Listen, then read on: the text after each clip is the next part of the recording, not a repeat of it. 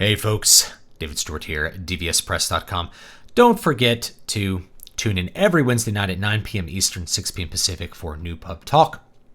Some things change. Caterpillars change into butterflies. Hit songs on the radio change. Tadpoles turn into frogs. Presidents change. My hair slowly changes from brown into white, some of you have noticed. But war never changes, and this is particularly true of the diversity war. So I'd like to show you a little infographic that breaks down the diversity in the publishing industry. This is done from 2019 by Lee and Low Books. As you can guess, some people are going to be upset about this, but maybe not the groups that you would expect. Before I get any deeper into this, let me make a little bit of a philosophical point about representation. Representation actually involves a bit of doublethink, because on the surface, you are going to assume that every single group has equal desire and capability of being represented in some industry, meaning they want to be in the industry and they have the capabilities of being in the industry. So all groups are interchangeable and all people are interchangeable. But at the same time, you also make a claim that diversity is important because people are unique and not interchangeable. So if people, and especially if groups, are unique and not interchangeable, then it would stand to reason that they don't all have, at least at the very basic level, equal desire to be part of an industry or be part of something. Like when it comes to college admissions, that all groups want to be in college and are all equally capable of being in college seems to be the starting point for things like affirmative action. Now, if you were looking at this and you're an analytical person, you may have noticed something with that pink one right there, 74% cis women. And if you look at the breakdown beneath it, 23% cis men. This means that the publishing industry is overwhelmingly dominated by women. There are 3 women for every 1 man is what this breaks down into. Now, if that concerns you and you're a man, I'm actually not that concerned. I will say that in my personal experience, the vast majority of people I've met who wanted to be authors were women. So it stands to reason that women would want to be in this industry and men have a lower desire to be in that industry. In other words, men and women are not interchangeable when it comes to their desire to be in the publishing industry or in the book industry. And indeed, ever since really the last few hundred years, women have been very successful in the world of publishing. They've been very successful authors. Many of the historical novels you read are written by women and written for women. Women tend to be big readers. I think the majority of women are readers, and the majority of readers are women, and men read less. And of course, they read different things than women. Once you get into marketing and figuring out who you're actually trying to get to read your books, figure out that men and women are not nearly as interchangeable as they're made to believe. But of course, with a lot of these claims comes the claim that they are going to be interchangeable. Now, is that the complaint? There's not enough men in our publishing industry. Men need to be in our industry more. No, that is not discussed. Here's the thing about the march for diversity is that anytime a privileged group such as men in general, or white men in particular, have a lower representation in something, it's not a problem. It's not even mentioned. So if men are not successful in an area or men are not present in an area, that's not an issue. The only issue is women being underrepresented or other minority groups being underrepresented in some particular area. Now, if you're also a very analytical person, you might look at this and realize that there's some significant overrepresentation of some classifications compared to the general populace. Now, the big complaint, this is where person I picked this up from is Esmeralda Bermudez here, is that the industry's too white, that it's 76% white and 74% white. So it's white women that tend to dominate the industry.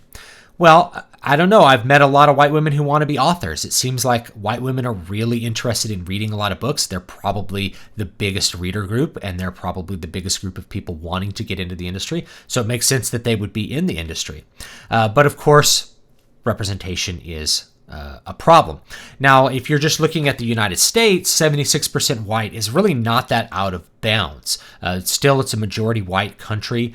And of course, if you were to transpose this into a European country, and European countries and North American countries are going to make up the majority of the publishing industry, these numbers are probably not pulled from Asian publishing, which tends to operate in different modes than I guess the European-centric world. So if you were to go to England, let's say, or the United Kingdom, and you saw 76% white, that would be a drastic overrepresentation of all of these various groups. So seeing all these groups represented in different degrees, to me, that's not problematic. But that's going to be the big complaint, is that it's overwhelmingly white, and that there's not enough Latinos actually involved in the industry. And there's makes a really interesting little point here.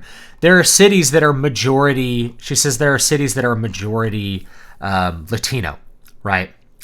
One out of every 5 people in the U.S. are Latino. In dozens of cities nationwide, they make up 30 to 95% of the population.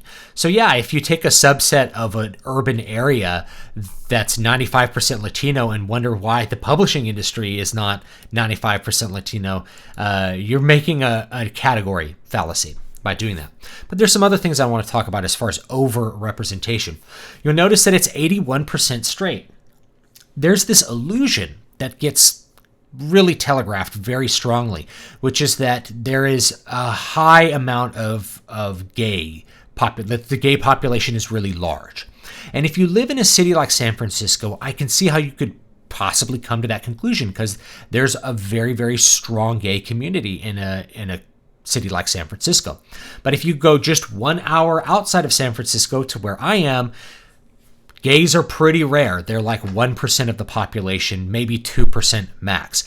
I work in the arts, and I've worked in the arts, my entire adult life. So I've known a lot of gay people, and I would probably say even in the arts, gays are less than 5% of the total number of people that are actually working in the industry. So when you see 81% straight, this is a huge overrepresentation of, I guess what's here is bisexual / pansexual. I don't know why they group those two together. Gay, lesbian, asexual, and that 2% other. I don't know what that other is. It's like, what are you? I'm attracted to trees? I don't know. Zoophiles? I don't know what that 2% is. But, the reality is population's overwhelmingly straight. So if you want your representation to be equal to the population at large, obviously this is a significant overrepresentation. That's not necessarily a problem, though, because if, for whatever reason, the subset of people known as gay, bisexual, lesbian, whatever it is, LGBTQ, if they are more interested in making books than heterosexuals, then of course they're going to be overrepresented in the industry. That's not necessarily a problem. Overrepresentation is itself not a problem, is my point. Same thing with disabled. It's 89% non-disabled. Like, how many disabled people ought to be writing books? Are disabled people more or less interested in writing books? Are they more or less capable of writing books? Because obviously people that have, say, mental impairments, people who have intellectual disability, are going to be lower on the list of being able to participate in the publishing industry, because it's a cognitive industry. It's not merely a physical industry. So that 11% of disabled is probably physical disabilities, whereas most disabilities that I encounter are of the intellectual variety, either things like autism or just things like intellectual disability, low IQ, low reasoning capacity. And those are things that will keep you out of an industry which requires high cognitive abilities, or at least average cognitive abilities, to participate. So the march never ceases. It doesn't matter how much you exclude white men. It doesn't matter how much you exclude men in general.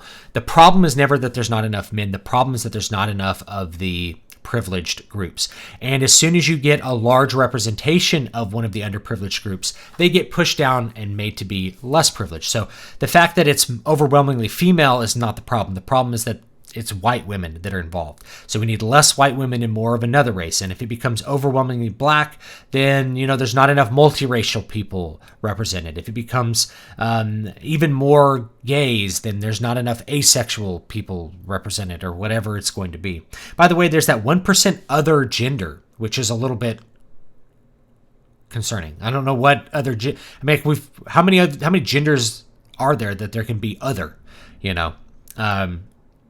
and I can kind of understand why they have the categorizations that they have there based on people's personal desire to be part of that group. But the 1% other with some of these is a little bit funny. Other race, I guess that makes sense. You could be multiracial or something like that. But it seems a little bit odd. So anyway, I thought I'd show this stuff to you and let you know what's going on here with the publishing industry. Yes, it's overwhelmingly dominated by women. If you are a male author, that does not mean you can't find success in the publishing industry. It just means that there's a lot of women in it. It's a female-dominated industry. Same thing with teaching. Teaching is a female-dominated industry. I never hear anyone complaining that there's not enough women working sanitation, like picking up garbage. It's always that there's not enough women working as CEOs in some industry. But yeah, this is a female-dominated industry. Doesn't mean you can't have success as a man. That's pretty much all I have to say about that. So thanks so much. I'll see you guys next time. Don't forget to like, comment, and subscribe. Let me know what you think down below. Newest books, Eyes on the Walls. This is horror, and City of Silver. This is fantasy, kind of dark fantasy. So you can check those out. Both of these ebooks are 99 cents on Amazon. Very cheap. They're about a 2-hour read. You can check those out. People are loving Eyes on the Wall. They say the ending is definitely very interesting and unanticipated and unexpected when they get to the ending. So I'll see you guys next time.